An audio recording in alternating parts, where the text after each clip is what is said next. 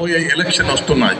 రేపు మీరు సర్పంచ్ కావాలి అంటే మీ గ్రామ పార్టీ అధ్యక్షుడు బాగుండాలి, మీరు జడ్పీటీసీ కావాలి, మీరు మీ మండల పార్టీ అధ్యక్షులు బలమైనోడు కావాలి, మీరు రేపు పొద్దున జడ్పీ చైర్మన్ కావాలి, మీకు బలమైన నాయకత్వం ఉండాలి. అందుకోసమే గ్రామ స్థాయిలో, మండల స్థాయిలో, బ్లాక్ స్థాయిలో, జిల్లా స్థాయిలో, రాష్ట్ర స్థాయిలో కాంగ్రెస్ పార్టీని బలోపేతం చేస్తేనే మీ అందరికీ రానున్న పదవులు, మీరు సర్పంచులు, ఎంపీటీసీలు, జడ్పీటీసీలు సునాయాసంగా గెలుతాయని చెప్పి ఈ సందర్భంగా మీకు తెలియజేయక తప్పదు. ఆయనే అధికారంలోకి వస్తేనే భారతదేశానికి మంచి జరుగుతుందని అందరూ తెలియజేస్తున్నాం. అందుకే మనమందరము రాహుల్ గాంధీ గారి సైనికులే కాకుండా దేశ సైనికులుగా ఉండాలని నేను మీ అందరూ తెలియజేసుకుంటున్నాం. ఇంకొక విషయం, రాష్ట్రానికి వస్తే మనము కాంగ్రెస్ పార్టీ అధికారంలోకి వచ్చిన వేళ విశేషము లేదా వరంగల్ తెలంగాణ కోసం ఆయుపట్టుగా పోరాడి చేసిన ఉద్యమ ఫలితమో తెలియదు, కానీ మనకి వరంగల్ కి సంబంధించి దాదాపు 6,000 కోట్ల అభివృద్ధి పనులకు, వివిధ పనుల కోసం ఒక ఎయిర్పోర్ట్ కావచ్చు, ఒక టెక్స్టైల్ పార్క్ కావచ్చు, ఒక కోచ్ ఫ్యాక్టరీ, ఇవన్నీ గత ప్రభుత్వం 10 ఏళ్ల నుంచి ఉండి కూడా ఏమి చేయకుండా టైం పాస్ చేసినటువంటి సందర్భంలో కాంగ్రెస్ ప్రభుత్వం వచ్చిన సంవత్సరం లోపే ఇవన్నీ వరంగల్ కోసం చేస్తున్నారు. కాంగ్రెస్ పార్టీ అధికారంలోకి వస్తే వరంగల్ 2వ రాజధానిగా చేస్తామన్నటువంటి రేవంత్ రెడ్డి గారు వివిధ దశల్లో, వివిధ సందర్భాల్లో అక్కడ కేంద్ర మంత్రులను కలిసి అన్నింటినీ కూడా నిధులు మంజూరు చేయించుకోవడం, జోలు తెప్పించుకోవడం జరిగింది. ఇవన్నీ ఎందుకు చెప్తున్నా అంటే వరంగల్ కి సంబంధించి 6,000 కోట్లు వస్తే మన స్టేషన్ కంట్రోల్కి దాదాపు 1000 కోట్ల నిధులు మంజూరు చేయడం జరిగింది.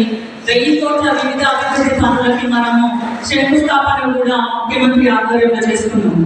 సో 3 దశల్లో మనం అదృష్టవంతులు. అక్కడ రాహుల్ గాంధీ గారు మన పార్టీ అధినేత, ఇటు రేవంత్ రెడ్డి గారి నాయకత్వంలో మన రాష్ట్రం ఉంది. ఇక్కడ స్టేషన్ కంట్రోల్లో శ్రీహరి గారు మనల్ని కాపాడుకుంటూ పార్టీని ముందుకు నడిపిస్తున్నారు. కొత్త కాంగ్రెస్ పాత కాంగ్రెస్ అని కాకుండా అందరూ కూడా కుటుంబ సభ్యులుగా ఉండాలి. మొన్నటికి మొన్న ఇక్కడ వచ్చినటువంటి మన పాత సీఎం గారు విమర్శ చేయడానికి కూడా ఆయన దగ్గర ఏం లేదు. పోనీ వాళ్ళ పార్టీ చేసిన పనులేమని అంటే అవి కూడా ఏం లేవు. కాబట్టి ఆయన వచ్చినాక నెక్స్ట్ డే పేపర్లో ఆయన ప్రసంగం చాలా చప్పగా కొనసాగింది. అప్పట్లో ఉన్న పవర్ లేదు ఆ స్పీచ్ లో అని రాయడం మనం చూసిన పేపర్స్ లో. ఎందుకంటే వాళ్ళకు కూడా తెలుస్తుంది బీఆర్ఎస్ మునిగిపోయే నావా అని. అందుకే కుటుంబ సభ్యులు గొడవలు అవుతున్నాయి అన్నది మనం రోజు చూస్తూనే ఉన్నాము. రానున్న రోజులలో మెల్లగా బీజేపీ, బీఆర్ఎస్ కలిసి కాంగ్రెస్ ని కొట్టాలని చూస్తున్నారు. అటువంటి పరిస్థితి రావద్దంటే మనం ఇప్పటి నుంచే గట్టిగా ఉండాలి. లింగం యాదవ్ గారికి కూడా నా హృదయపూర్వకమైన స్వాగతం మన నియోజకవర్గ కాంగ్రెస్ పార్టీ పక్షాన తెలియజేస్తున్నాను. మొన్నటి పార్లమెంట్ ఎన్నికలలో ఏఐసిసి ఆశీర్వాదంతో, మీ అందరి ఆశీర్వాదంతో, మీ అందరి సహకారంతో వరంగల్ పార్లమెంట్ నియోజకవర్గం నుంచి ఎంపీగా ఎన్నికైన డాక్టర్ కడియం కావ్య గారు, అదేవిధంగా మన నియోజకవర్గ వాసి, మన నియోజకవర్గంలో చాలామంది కార్యకర్తలతోని చక్కటి సంబంధాలు కలిగి ఉన్న మన ఆయిల్ఫెడ్ చైర్మన్ మిత్రులు జంగా రాఘవరెడ్డి గారు, ప్రభుత్వ జూనియర్ కళాశాలలో ఈడొక విచిత్రమైన విషయం, ప్రభుత్వ జూనియర్ కళాశాలలో రియాజ్ గారు నాకు స్టూడెంట్. వాళ్ళ నాన్నగారు మా గ్రామంలో టీచర్గా వచ్చారు, వాళ్ళ నాన్నగారికి నేను స్టూడెంట్. సో సోదరులు, రాష్ట్ర గ్రంథాలయ సంస్థ, వారి నాన్న నాకు టీచర్, నేను వారికి టీచర్. రాష్ట్ర గ్రంథాలయ పరిషత్ చైర్మన్ మిత్రులు రియాజ్ గారు, వేదిక పైన మన జిల్లా గ్రంథాలయ సంస్థ చైర్మన్ సోదరుడు రాంబాబు గారు, మన గన్పూర్ మార్కెట్ కమిటీ చైర్పర్సన్ సోదరి లావణ్య గారు, Jangaon market committee chairman Shivaraj గారు, వేదిక పైన ఉన్న నియోజకవర్గ నాయకులందరికీ, వేదిక ముందున్న కాంగ్రెస్ పార్టీ కుటుంబ సభ్యులకు, మా మీడియా మిత్రులకు అందరికీ పేరు పేరున నా హృదయపూర్వకమైన నమస్కారాలు తెలియజేసుకుంటున్నాను. నేను కాంగ్రెస్ పార్టీలో చేరిన తర్వాత గతంలో ఏవైతే కాంగ్రెస్ పార్టీకి సంబంధించిన సంస్థాగత నిర్మాణం ఉన్నదో దాన్ని నేను ఏమాత్రం కూడా ముట్టుకోలేదు, దాన్ని మార్చలేదు.